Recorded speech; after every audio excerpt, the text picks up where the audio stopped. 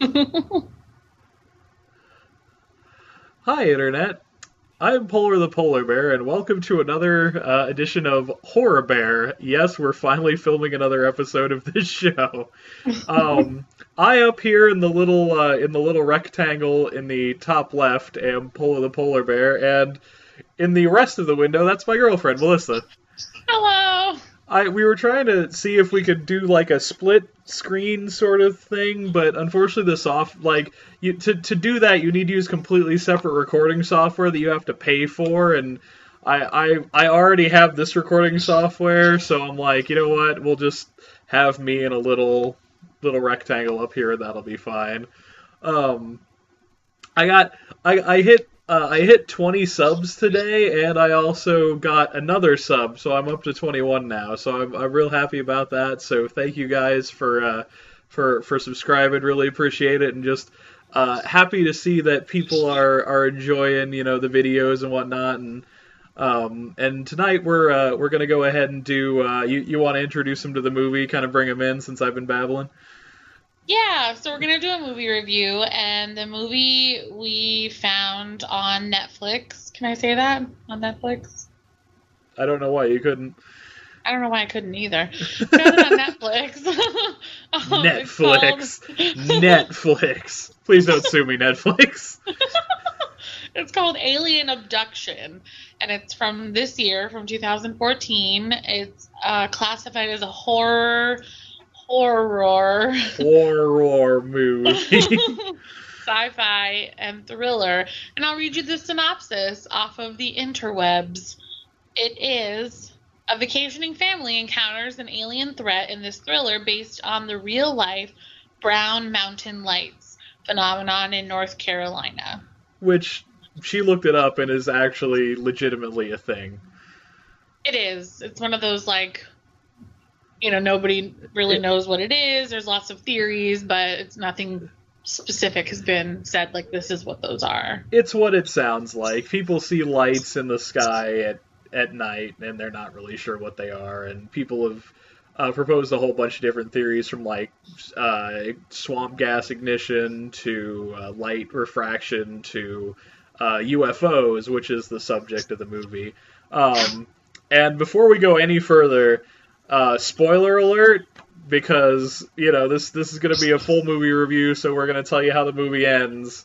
So, if you don't want to hear that, I kind of do recommend watching this movie. So if you want to see it for yourself before you hear how it ends, I'd go do that.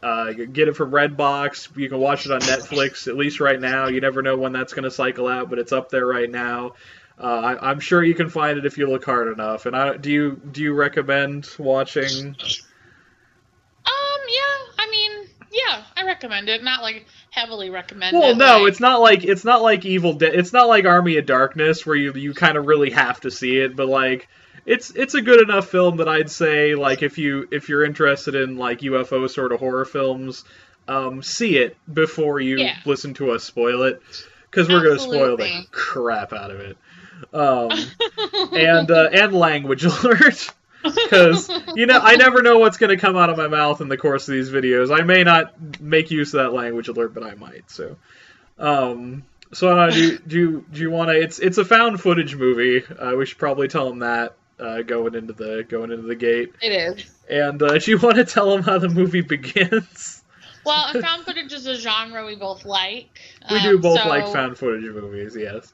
Pretty partial to it, and I'm more of a fan than you are. I think of like alien type stuff. Yeah, I'm not big on the alien stuff. I like some of it, but it's not my forte. I prefer more supernatural, kind of ghosts, demons, that kind of thing. So we watched this at my request. So it was very nice of him. Aww. I watched some really crappy movies at her request, just because I love her to death, and I'll watch anything once. So yeah, but go on. So the movie starts with the ending. Yeah, that's why. Even though we're kind of spoiling the ending here, not so much, because the movie starts by literally showing you how the movie ends. It does. And it's kind of weird how it starts. Like, we're just going to get real specific into it. Yeah, describe the whole Okay. thing. Why not?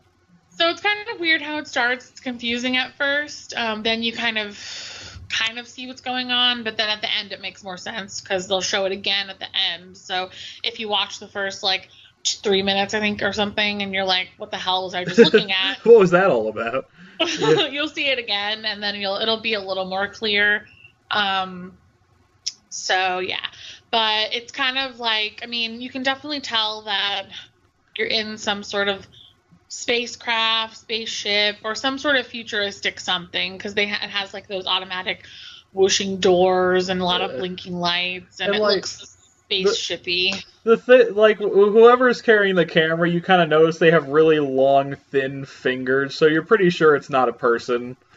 Yeah, and they're like right in frame, so clearly they don't really know what a camera is or care, I guess. And you can kind of hear as they're walking throughout this spaceship, like, I think it wasn't a Wilhelm scream, but like a very generic, like I've heard it 100 times, like movie scream was inserted at one point.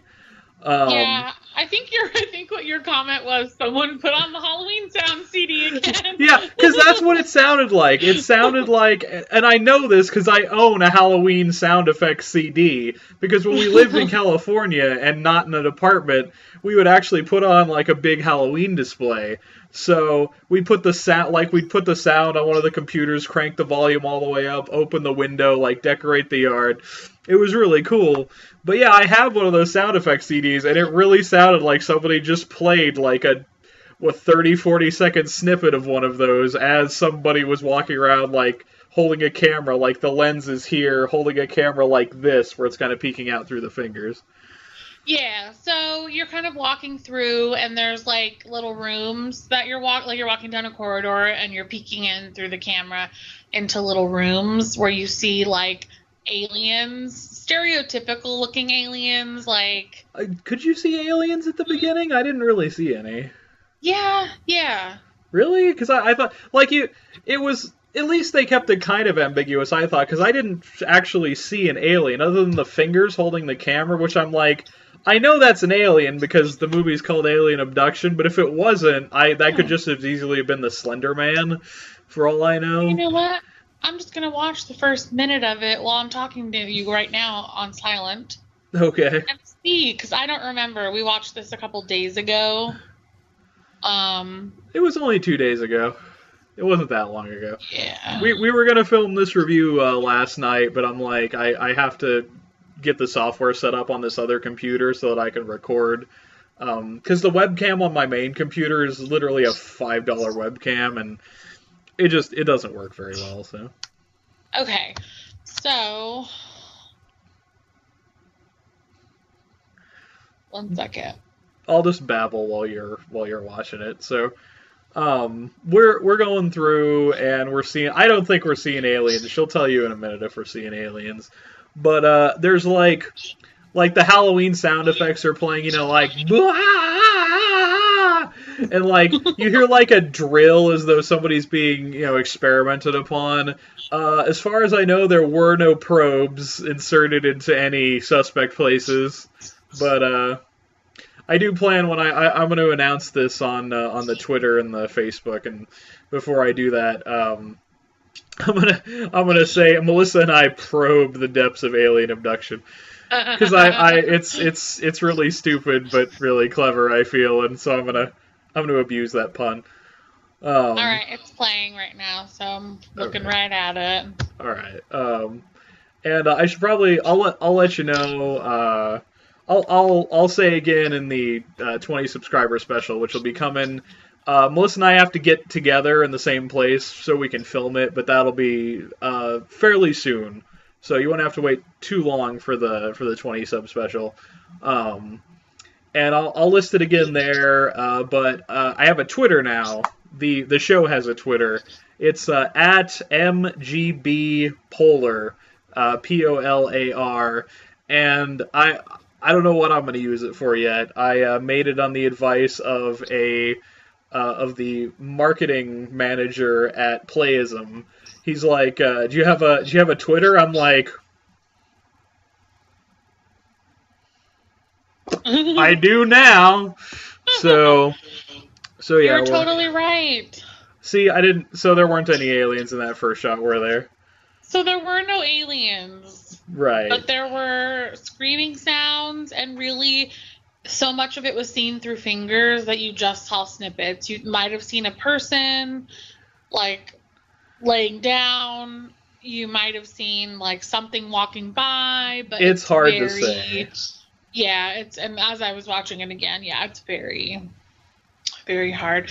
But, so you see that, and then you see the camera go out of like a looks like they dump it in like just a garbage chute that coincidentally is just like dumps it out the side of their spaceship. So apparently aliens are really poor recyclers. They just chuck crap out of the side of the spaceship and leave it wherever. Rude.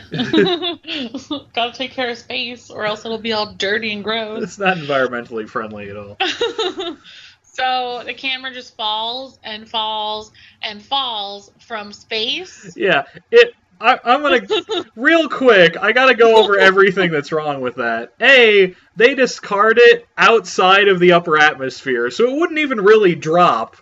It probably wouldn't even. I mean, like, even if they had localized gravity on that ship somehow, as soon as it hit space, it would pretty much just kind of start sort of floating. He didn't really throw it or anything, he just kind of dropped it down. So even if it had a little momentum, it would take quite some time, and it would probably not even get into orbit. Or get into the atmosphere. It would probably just start going into orbit, because the pull of the Earth's orbit would have been greater than its momentum. But I'm not a physicist. I don't know if that's 100% correct, but I'm relatively sure that that's correct. What I am sure is correct is this is like a handy cam, and it was dropped from the edge of space.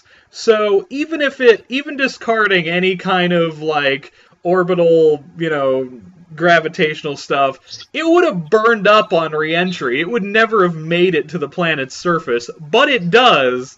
And it makes it to the planet's surface, and the video and instead of being obliterated like it would be into a million pieces, the video is still perfectly pristine. Excellent quality, really, for a little handy cam. The screen just cracks. You still see it recording, and it lands in like a park. Right, it lands on concrete. But the screen just cracks. But other than that, it's still recording. It's still functioning. It's still, not to mention that they never charge the camera once throughout the entire movie, so it would have been dead. That's true. There's no charge. They don't swap out like a battery pack or anything. And I don't know how long cameras go, but recording 24/7 for like 2.5 days, I don't know that's how long they last. I don't know. That would have to have been a really nice camera, I think, to allow for something like that. Like the kind that survives a space fall. I don't think they make a camera that can survive falling from the edge of space. I don't even think Nokia can pull that off. So that happens, and then you just kind of go into the movie, which that's the intro. I don't know. It's not in the description, so I don't know how you find out. I think you find out from the movie. Like, it has writing in the beginning, like, this footage is the property of blah, blah, blah. This footage was recovered from wherever, yeah. Yeah. It talks about the Brown Mountains, blah, blah, blah. I'm totally having it playing in the background as we're doing this. I don't remember it well enough, which might be a tell for the movie. Well, right after the intro, before you get into the subject of the movie, which is this family, you get, like, interviews of a couple of people, like news footage. Well, yeah, one of them was news footage. The other one was just some guy on his porch, like... Locals. Ding! Actually, no, that guy comes later in the movie. And a lady. Yeah, oh yeah. that poor lady. Yeah, there's like a guy on his porch, and then a lady like in her front room, and a scientist, and then a news anchor, and I think those are the four that they show. They're all kind of flashing back and forth between those people. So just kind of babbling about the Brown Mountain Lights. It talks about Project Blue Book, which, if I'm not mistaken, is really a thing. I believe that exists. Then it has some guy from Appalachian State University talking. I don't think the Appalachians are a state. It's the Appalachian State University, and I'm sure that's really a university too, and I'm just being a jackass. But well, that could be. That could very well be. But I'm not gonna look it up. They tell you that the camera of an 11-year-old autistic boy was what was recovered. And then that shoots into the movie, where you kind of have the establishing shot of... I think it starts out with them in the car, doesn't it? He's filming himself in a mirror right now. Oh, like before they go on the camping trip? I promise I'm not just going to watch the movie and talk about it as it's playing. This review will not be that long. That movie was a good hour and a half long, wasn't it? Or was it? Yeah. So yeah, then they're in the car, and they're driving to a place. They have a fancy car, so they're a family with money. Yep. So automatically I lose a little sympathy for them because, you know, their car's nicer than half of my possessions combined. So... that's kind of callous, but... F you, rich people. F you, rich people. I hope aliens abduct you. And indeed they do, but shh. You're spoiling it. Sorry. Oh, you mean a movie called Alien Abduction is about somebody being abducted by aliens?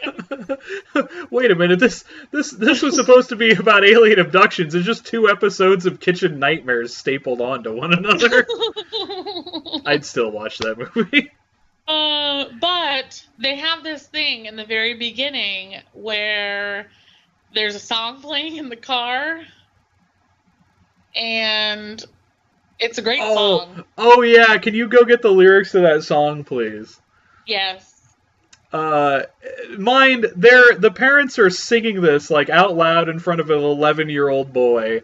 I mean, whether he's autistic or not, like it really doesn't factor into the situation. He's an 11-year-old boy, and I'm not really for shielding children from stuff. I think you should really just, you know, curse right in front of them. Let them learn early and you know, whatever. But, like... It's a real song. Of course it's a real song. Did you think it was not a real song? I thought there was no way. Mike Jones made a song out of literally just saying his name and phone number over and over again, and it made millions. Anything can be music. But there's just no way. So this song made the rating of the movie go up, because if to incorporate this piece of music into your movie automatically gives you points in my book. What's the title of the Well, it's really eloquent. I believe it's called "Can I Smell Yo Dick?" And I can't, for copyright reasons, I can't play a snippet of that song, but let's just say "Can I Smell Yo Dick" is about exactly what you think it's about. It is. We can say who does it, right? If they want to look it up online. Yeah, I don't see why not. Well, it's done by someone named Riskay. Riskay. And she has a music video she has filmed for this video. I'm watching it on silent right now. Okay, just keep it on silent. But I can tell you right now that I will be watching it with sound later several times. Melissa loved this song. I was just sitting there like lamenting for the music industry, but oh man, this is gonna turn into a review of the music video for Can I Smell Yo Dick? Can I smell? No, I can't sing. I don't think I can sing. I'm not gonna sing it just in case I can't sing it. But yeah, but look it up before you watch the movie. Yeah, look it up because it's a gem. It really, Geoffrey Chaucer would be proud Jeffrey Edgar Allan Poe, I think, if he had been alive during this time, would have been on his feet, gently applauding for "Can I Smell Your Dick?" So that played within the first 5 minutes of the movie, and I gotta say, the movie kind of won my heart over a little bit. You're like, all right, let's see where this is going. But other than that, the first 20 minutes maybe were pretty generic. Yeah, it's just like the family is singing songs about penises in front of an 11-year-old, and back to that real quick. Yeah, I may not care about that. Like, I may think you should go ahead and just curse in front of kids, but most people don't. I can't think of any parents off the top of my head who'd be singing the "Smell Yo' Dick" song in front of their 11-year-old. So that was, I was like, I think I spent like 5 minutes ranting about that. But like, they're just in the car, and you're watching the music video, aren't you? No. I can see you kind of looking like down here where your tablet is, like, fascinating. But yeah, they're just in the car being like a family, and they're out camping, and there's a wacky moment where the girls set up a tent and make fun of the two guys for not being able to set up the tent. And wacky!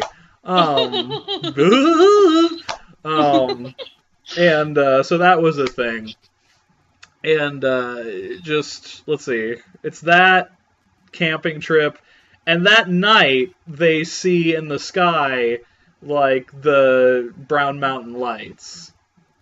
Yes, but the lights, they do a really weird, like, flight pattern, which I guess is supposed to be the point, because it's supposed to look like something that couldn't be just, like, a man-made craft. It's supposed to look alien, as such. Yeah, but it just goes, like, zoop, zoop, and it's just kind of weird. I don't know, it was weird. It didn't seem like... All three of them do that. Yeah, I don't know. It didn't seem like... Not that I've watched a lot of, like, UFO sighting footage, but it just doesn't seem like anything I've seen. Which I guess is supposed to be the point. I watch those kind of shows occasionally. I'm not a big, like, again, on the UFOs, but I've seen them, and while they do tend to travel quickly, they don't usually do, they don't go whoop, whoop. They don't do that as far as I know, so... That was a little odd, but they saw the light, and I don't think they saw anything else that night, though, right?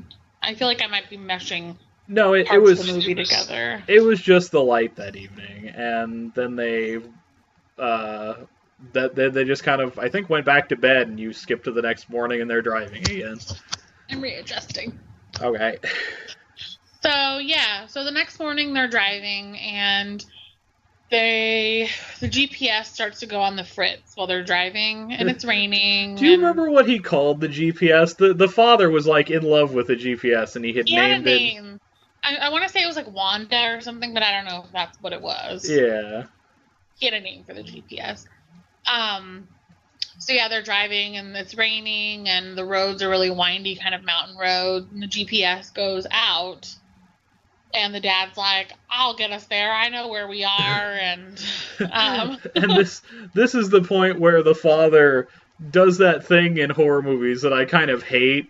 The horror movie just kind of seems to, in and of itself, go, no one's being a dick right now. Let's change that. And the father just, for like 5 minutes, turns into just a huge dick, and like, doesn't he slap the boy, like the 11-year-old? Doesn't he like slap him in the face and like? I think he does, because he doesn't want him filming him. Like he slaps him in the face and yells like, "Shut the fuck up" or something.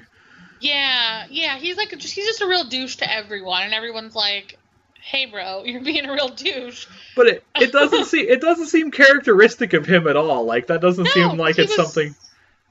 No. Go on, yeah. Sorry. No, it's fine. No, go on.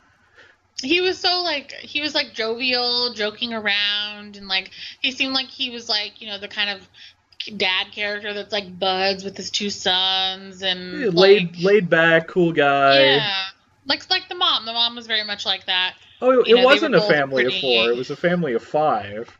Yeah, because there was the teenage boy, the teenage girl, the 11-year-old kid, and then the parents. Right. Yeah. I don't know why I thought.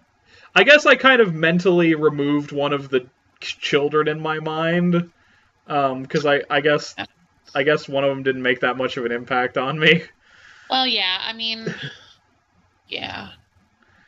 So So anyway, once the douche episode passes.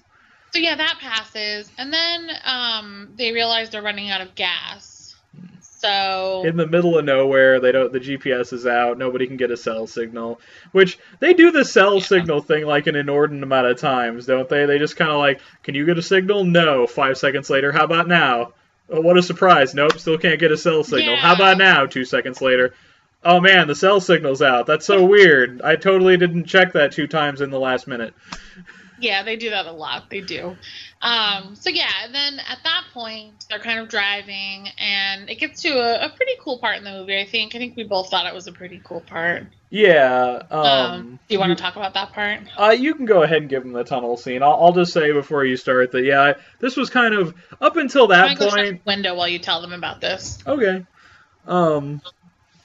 Yeah, up until that point, I hadn't been that into the movie. I mean, I'll give any movie a chance, but before a movie can actually grab me, it kind of has to do something to make me like kind of interest me. And up until now, it just seemed like a fairly stereotypical kind of run of the mill, just boring horror movie.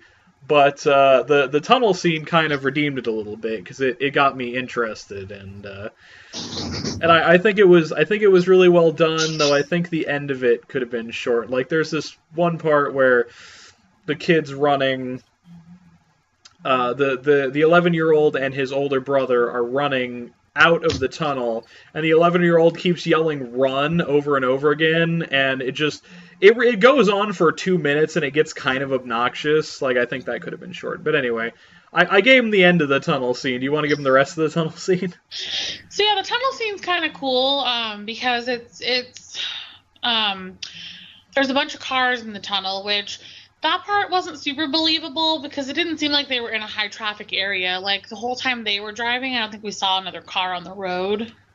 No, but that was probably for movie reasons. Like, if they just had seen another car, they could have been like, Dave, where am I? Do you have gas? Because the tunnel had a shit ton of cars in it. Like 30, 35 cars, yeah. One of them a police vehicle, and like there was a bus in there, and just a bunch of vehicles. And some of the vehicles were like outside of the tunnel, like they were driving towards the tunnel. Some of the vehicles were in the tunnel. All of the vehicles, though, weren't in straight lines. It looks like they had been wonked out a little. I don't know if that's the right word. Like they crashed. I don't know if some of them crashed, some of them swerved. I don't know. So not all the vehicles, it wasn't like a straight line. But every vehicle was empty of people. All the doors were flung open, and all the like possessions in the vehicle were just strewn everywhere. Yeah, like everything. It kind of looked like what had happened if, you know, somebody just been kind of just yanked out of the vehicle, and it had just kind of left to coast smack into the side of the tunnel. And though all the doors were flung open on most of the vehicles. Yeah, the doors were flung open, possessions were everywhere, but there was not a person to be found. Right. It looked like it had been fairly recent too, because a lot of the cars had the lights still on, like the internal lights on or the headlights on, which means the batteries hadn't died. So right. So it had to probably be within the last, I mean, depending on the make and model of the vehicle, probably last 24 hours. Yeah. 36 maybe. Because, I mean, if you leave your lights on overnight, like, car batteries don't last that long. No, I mean, I've left my lights on overnight, and my car battery has died. So some cars don't even make it, like, 12 hours. But, right. So it depends. But, so it seemed like it had happened recently. So they're walking through the tunnel, and they're going deeper and deeper, which, you know, you kind of have that, like, don't do that. Obviously something bad's gonna happen. Were you sitting there going like, this isn't a good idea at all? This is not gonna end well. And so you might have to jump in because I'm a little fuzzy on like exactly what happens, but I know like I know that they hear noises, they hear like shuffling, and they encounter an alien. Right. I don't know if we know it's an alien at that point though. Like I don't remember that part. It's pretty obvious from the look. It looks like a stereotypical okay, they show alien. it. I can't remember if they showed it in the all. Not only do you remember when it's before the action starts, the kid's walking, Riley, the 11-year-old, is walking into the tunnel, and he's like filming in a mirror, and he doesn't see it because he doesn't react, but the audience can see off to the side, like clearly an alien. Okay, yeah, I remember that now. For a good couple of seconds, and that's kind of what you see when the action starts, and this alien pops up. And the aliens make, like, whirring noises, like weird kind of almost mechanical noises, and they attack the father, who, like, his eyes roll up in the back of his head, or, like, his pupils go all white, and he just starts screaming, and he tells the kids to run. And basically what he was trying to do, and characters do this so often in this movie, he basically told the kid, like, told the two kids, like, he told the older one, get your brother out of here, I'm going to hold this thing off. And the thing just kind of paralyzes him and starts doing whatever to him. And the two brothers just run, like, that's the last you see of the father. I'm watching it right now. Okay.